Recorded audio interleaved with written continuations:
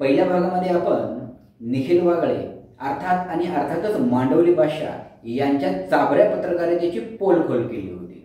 दुसऱ्या भागात आपण पोलखोल करणार आहोत, परंतु पहिला भाग ज्यांनी पाहिला नव्हता त्यांच्यासाठी या व्हिडिओच्या डिस्क्रिप्शनमध्ये पहिल्या भागाची लिंक देत आहे, त्यांनी तो पाहावा। तत्पूर्वी ठरल्याप्रमाणे हा सूर्य आणि हा जयद्रथ, याचप्रमाणे हा व्हिडिओ आणि मांडवली बादशाह चाभरी पत्रकारिता करणारे निखिल वागळे यांच्या पत्रकारितेचं निरीक्षण, परीक्षण आणि विश्लेषण आणि हो ठरलेल्या हायपोथेसिस प्रमाणे। बरं, चॅनलला नक्कीच सबस्क्राईब करा आणि बाकी आपल्याला माहीतच आहे, लाईक, कमेंट आणि शेअर करायचं। जास्त वेळ काही घेत नाही, आता आपल्या पोलखोल कार्यक्रमाला सुरुवात करूया। तर मुळामध्ये एकनाथ शिंदेने आनंद दिघे गेल्यानंतर जे काय ठाण्यामध्ये संघटन केलं उत्तम केलं, पण एकनाथ शिंदेनं सगळं दिलं कोणी? उद्धव ठाकरेंनीच दिलं ना। उद्धव ठाकरेंनीच दिलं ना। बाळासाहेबांच्या काळात आनंद दिघे होते।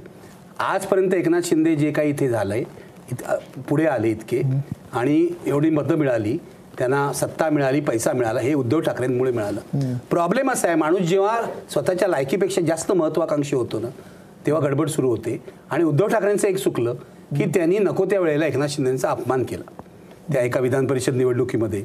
आणि एकनाथ शिंदे इतके राक्षसी महत्वाकांक्षी झाले की त्यांनी सरळ जाऊन बाळासाहेबांच्या सगळ्या आपल्यावर असलेल्या संस्काराची गद्दारी करून त्यांनी बीजेपीशी हातमिळवणी केली। या शिंदेना बीजेपी अडगळीत टाकणार योग्य वेळी, माझ्याकडून लिहून घेतो ते शिंदेना पण आणि अजित पवारांना पण।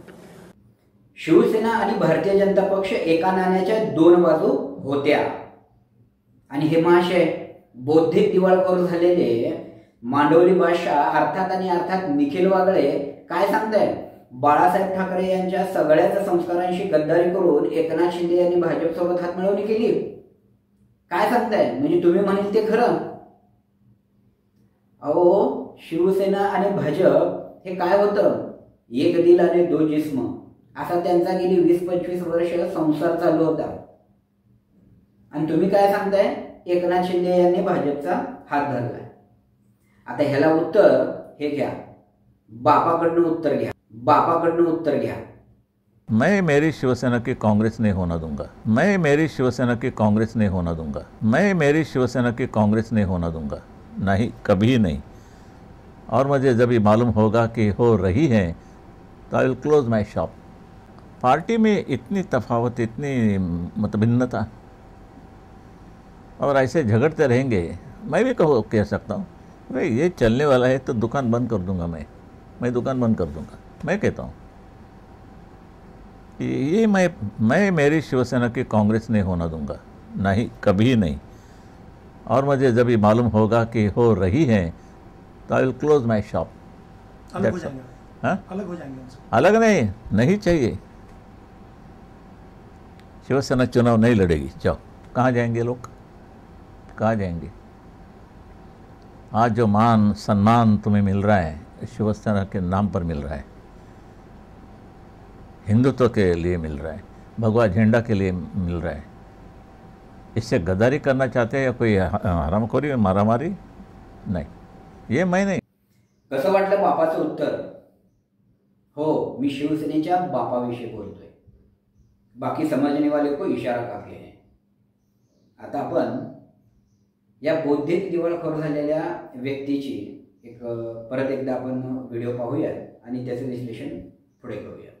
हे जे 40 टोणगे बाहेर गेले आहेत, खोके बहादर, हे टोणगे आहेत। म्हणजे एकनाथ शिंदे हा बरा माणूस आहे, कार्यकर्ता म्हणून ठाण्याच्या बाहेर त्याची काय पात्रता नाही, कुवत नाही। मी एकनाथ शिंदेला आनंद दिघेकडे तो ज्युनियर होता तेव्हापासून ओळखतो, आनंद दिघेंचे माझे पर्सनल संबंध होते तेव्हापासून ओळखतो।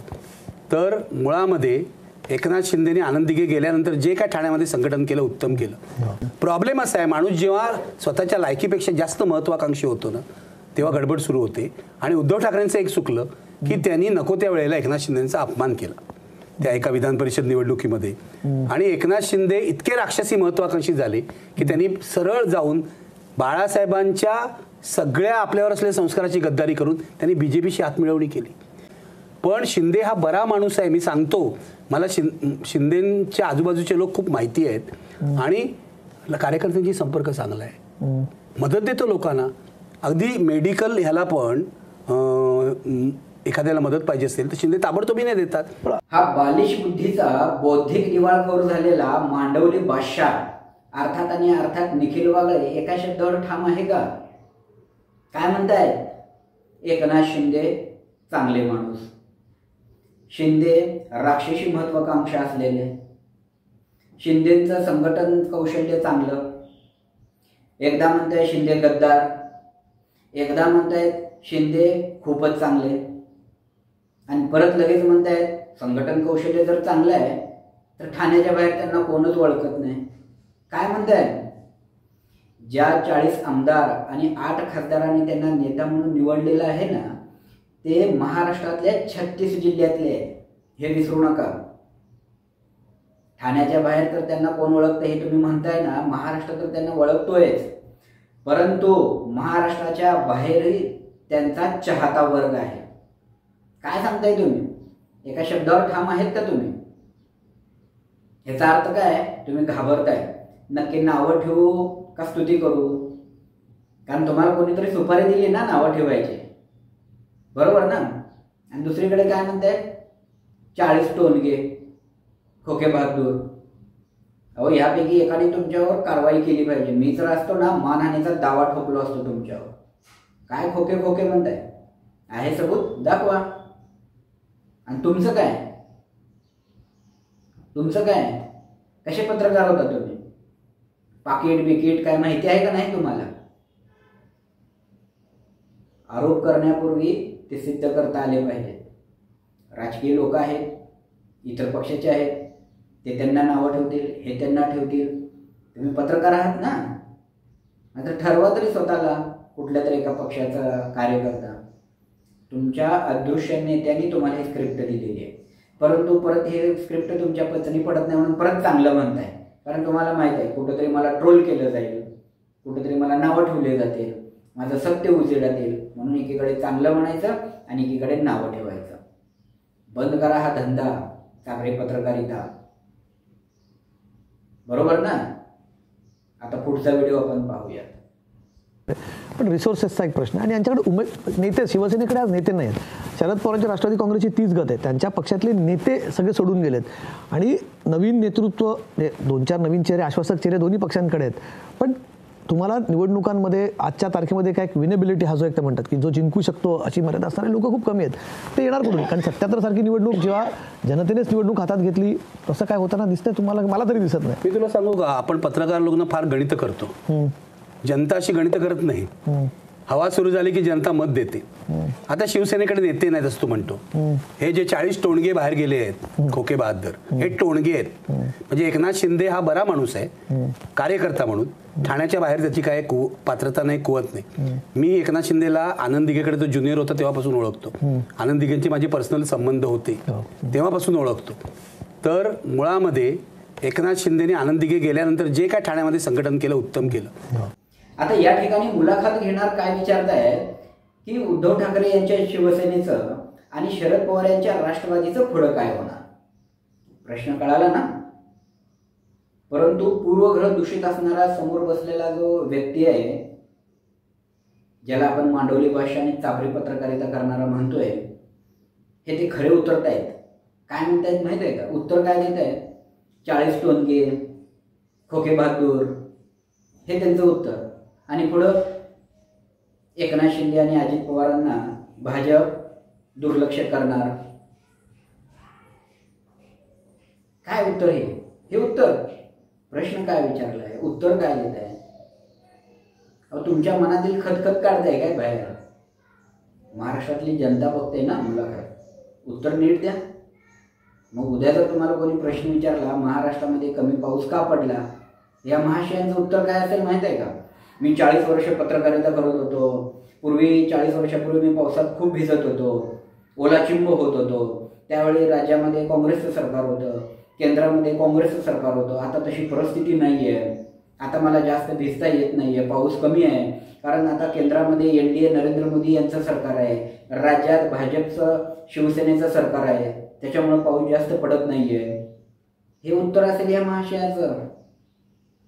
मला काय म्हणायचं आहे, अशा त्यांच्या वैचारिक दिवाळखोरीमुळेच त्यांना पत्रकारितेच्या मुख्य प्रवाहातून बाहेर फेकलं गेलं, ह्यांना फेकून दिलं त्यांना बाहेर हे अशा वर्तनामुळं. आता पुढचा व्हिडिओ आपण पाहूयात. बाजूचे लोक खूप माहिती आहेत आणि कार्यकर्त्यांची संपर्क चांगला आहे, मदत देतो लोकांना. अगदी मेडिकल ह्याला पण एखाद्याला मदत पाहिजे असेल तर शिंदे ताबडतोबी नाही देतात. पण असंच राहणारे पण करायचे, पक्ष संघटना सांभाळायचे, कार्यकर्त्यांना सांभाळायचे, त्यांना पण ते स्वतःचे गुंड सांभाळायचे ना. शिंदेचं वेगळं आहे, गुंड पण सांभाळतात आणि इतरांना पण करतात. नारायण राणे हा वाया गेलेला माणूस आहे असं माझं मत आहे. म्हणजे त्यांनी तर मला मारायचाही प्रयत्न केला होता, सगळं माहिती तुला. पण नारायण राणे आता गॉन केस आहे. म्हणजे हे तुम्ही कापा किंवा ठेवा मला काय माहित नाही. आणि त्यांची जी 2 मुलं आहेत ती अत्यंत वाह्यात मुलं आहेत. कायदा लावला तर त्यांना तुरुंगातच टाकायला पाहिजे. नारायण राणेंनी काय केलं, बाळासाहेबांनीच मोठं केलं नाही ना. नारायण राणेंची चौकशी, ईडी चौकशी होणार होती, फायली तयार होत्या म्हणून घाबरून नारायण राणे बीजेपीत गेलेले आहेत. काय बोलतात ते. नारायण राणे दारू पित नाहीत हे मला माहिती आहे. नारायण राणे अजिबात दारू पित नाहीत ह्याची मला कल्पना आहे. पण नारायण राणे हे बोलताना दारुड्या माणसासारखे का बोलतात याचं कारण त्यांनी बॅलन्स गमावलेला आहे, हे लक्षात घ्या. तर मग माझ्या लक्षात आलं की हा माणूस काय, म्हणजे आता माझं अँकर म्हणून काम आहे ना याला ट्रिगर करणं. तर मला हळूहळू लक्षात यायला आलं 3-4 कार्यक्रमात की एक क्षण असा येतो ना की याचा फ्यूज उडतो. एक क्षण येतो, आता शांत बोलतोय अभ्यासू बोलतोय, शांत बोलतोय अभ्यासू बोलतोय, एक क्षण येतो याचा फ्यूज उडतो. तर त्यांचा आता फ्यूज कायमचा उडालेला आहे, हा प्रॉब्लेम आहे. आणि ती 2 वाह्यात मुलं आहेत ना, म्हणजे ह्या लोकांनी तर मला इतका त्रास दिलेला आहे. त्या नितेश राणेंनी एकदा त्यांनी तो टोल नाका कुठेतरी फोडला होता कोकणात, लक्षात आहे. गोव्याच्या कुठे तिकडे. योगावेन तो गोव्यातच होतो देशपालच्या केस. तर त्याच्यावर मी आजचा सवाल केला. ठीक आहे बाबा, त्यांनी केस घातली माझ्यावर डिफेमेशनची. त्यांनी अख्ख्या दादर माहीममध्ये गलिच्छ पोस्टर्स आणि होर्डिंग लावली माझ्या विरोधामध्ये. मी पोलिसांना सांगून ती काढायला लावली, त्यानंतर केस घातली. मुलाखत देणाऱ्याचा छुपा अजेंडा आपल्याला पाहता आला पाहिजे, लक्षात आला पाहिजे. आता या ठिकाणी बघा, मुलाखत जे घेत आहेत ते काय म्हणतायत, एकनाथ शिंदे यांचं संघटन कौशल्य चांगलं आहे, ते कार्यकर्त्यांना मदत करतात, जनतेला आरोग्यविषयक मदत करतात, हे त्यांचं वाक्य. आणि पुढे म्हणतात तशीच मदत नारायण राणे हे करतात आणि त्यांचंही संघटन कौशल्य आहे. परंतु हा मांडवली बादशाह अर्थात आणि अर्थात निखिल वागळे पुन्हा एकदा चाभरी पत्रकारिता करतोय. काय म्हणतोय, एकनाथ शिंदे हे गुंडही सांभाळतात आणि कार्यकर्ताही सांभाळतात बघा, आणि नारायण राणे फक्त गुंड सांभाळतात, हे अशी तुलना करतात. म्हणजे या ठिकाणी जाणून बुजून नेत्याला बदनाम करण्याची सुपारी घेऊन बसलेला हा माणूस. मग ह्याला मदत जर कोण केली तर ते दिलदार, बरोबर ना. आणि मग हा नेता तो नेता.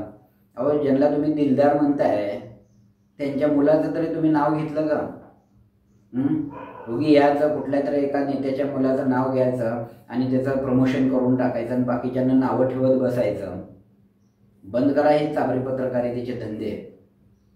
बर, पुढं काय म्हणताय तुम्ही, नारायण राणे वाया गेलेला माणूस, फ्यूज उडलेला माणूस, त्यांची मुलं वाया गेलेले, त्यांच्यावर जर कलम कायदा लावला तर त्यांना आग घालते. तुमच्यावर कलम कायदा लावल्यावर तुम्हाला कुठं घालते. नारायण राणे कोण होते. नारायण राणे हे प्रजासत्ताक लोकशाहीमध्ये निवडून आलेले आहेत, आमदार म्हणून मंत्री राहिलेले आहेत आणि मग महाराष्ट्राचे मुख्यमंत्री राहिलेले. ते महाराष्ट्राचे माजी मुख्यमंत्री होते, नंतर राज्यसभेवर गेले आणि केंद्रात कॅबिनेट मंत्री झाले. त्यांच्या मतदारसंघात, त्यांच्या शहर जिल्ह्यात अनेक चांगले कामं केलेले आहेत म्हणून लोकांनी निवडून दिलं. आणि त्यांची मुलं तेही लोकप्रतिनिधी आहेत, त्यांनाही लोकांनी निवडून दिलं, काम करतायत लोकांचं, जनतेचं, बरोबर ना. त्यांना नावं ठेवताय तुम्ही. कुठंतरी आपलं एका ठिकाणी यायचं, AC रूममध्ये बसायचं आणि लोकशाहीवर गप्पा मारायच्या. पण ज्या लोकशाहीत हे निवडून आलेले लोकप्रतिनिधी आहेत त्यांचा अपमान करायचा.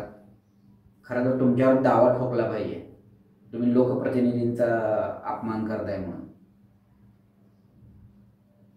असं नाही, कुठंतरी हे थांबलं पाहिजे. हे तुमची चाभरी पत्रकारिता उघडकीस आणण्यासाठी मी समोर आलेलो आहे.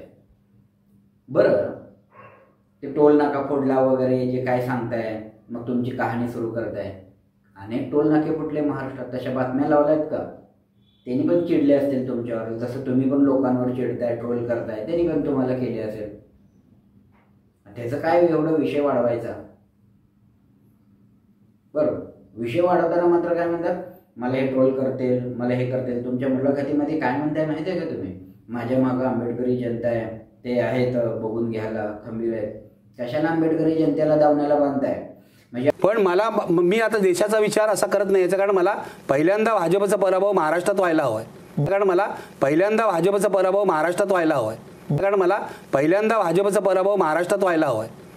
पण मी एक सांगतो, बाकी सगळं जाऊ दे, महाराष्ट्र यावेळेला मोदींना नाकारणार आहे. महाराष्ट्र पूर्ण मोदींना 2024ला नाकारणार. महाराष्ट्र नाकारणार मोदींना, बिहार नाकारणार, बंगाल नाकारणार, साऊथ इंडिया तर नाकारतोच आहे, म्हणजे तो काय नाही. पण मी आता देशाचा विचार असा करत नाही, याचं कारण मला पहिल्यांदा भाजपचा पराभव महाराष्ट्रात व्हायला हवाय. महाराष्ट्र लोकसभा निवडणुकीत पण नाकारणार मोदींना आणि विधानसभा निवडणुकीत पण नाकारणार, याची मला खात्री आहे. मांडवली बादशाह अर्थात आणि अर्थात निखिल वागळे, तुम्ही म्हणजे महाराष्ट्र नाही. बरोबर ना. तुम्ही कोण ठरवणार. बरं, काय म्हणताय मुलाखतीमध्ये, पत्रकार आहे तुम्ही आणि काय सांगताय मुलाखतीमध्ये, मला मला मला मला महाराष्ट्रात भाजपचा पराभव झाला पाहिजे. तुम्हाला महाराष्ट्रात भाजपचा पराभव झाला पाहिजे. तुम्ही म्हणजे काय महाराष्ट्र आहे. लोक ठरवतील ना, सुज्ञ नागरिक आहेत, ते ठरवतील, मतदानाचा अधिकार आहे.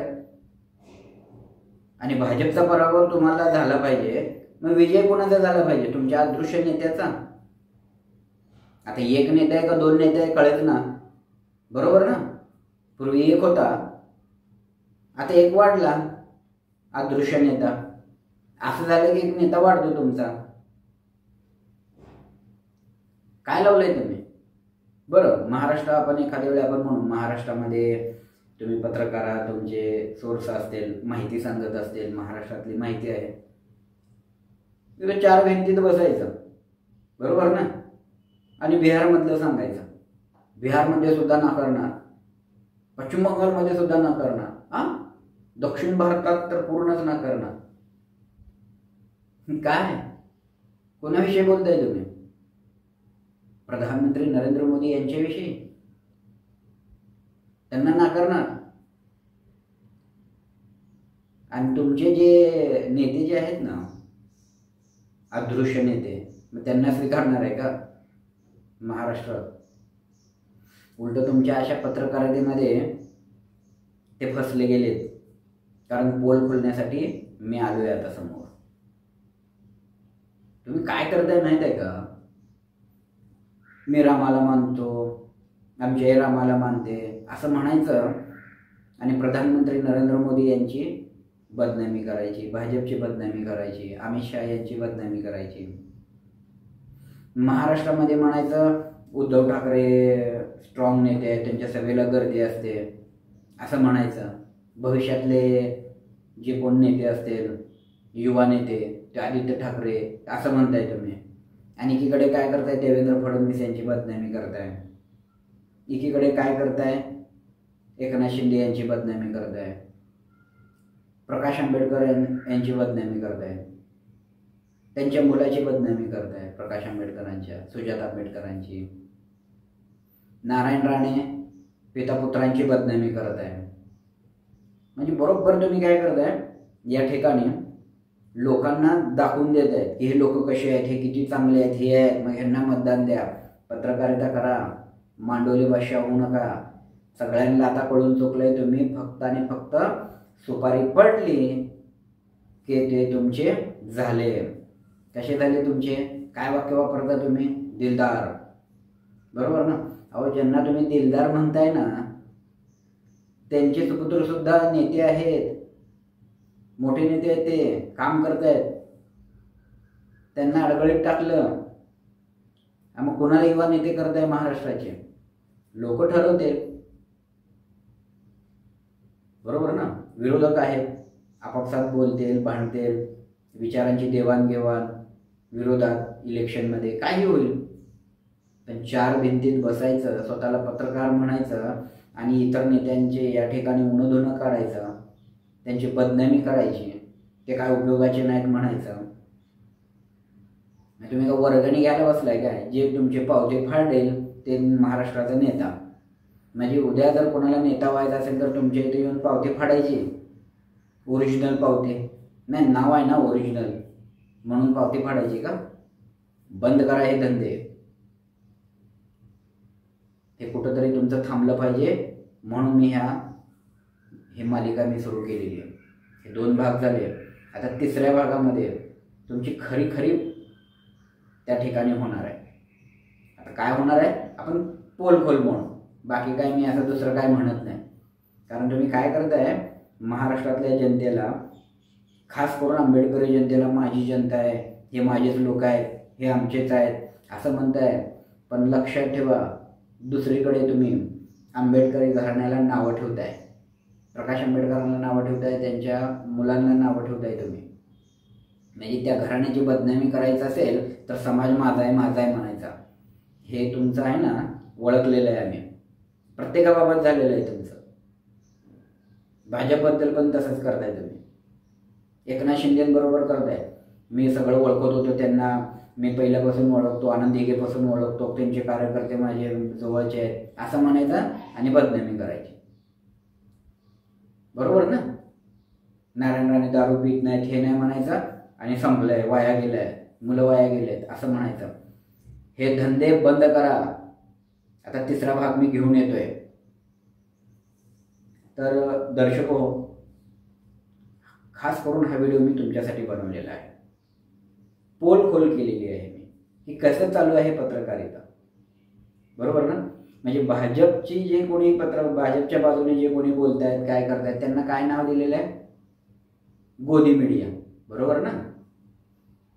हा उघड करतोय भाजपला संपवा आणि ह्याला निवडून आणा, त्याला निवडून आणा, हा नेता आहे, तो नेता आहे.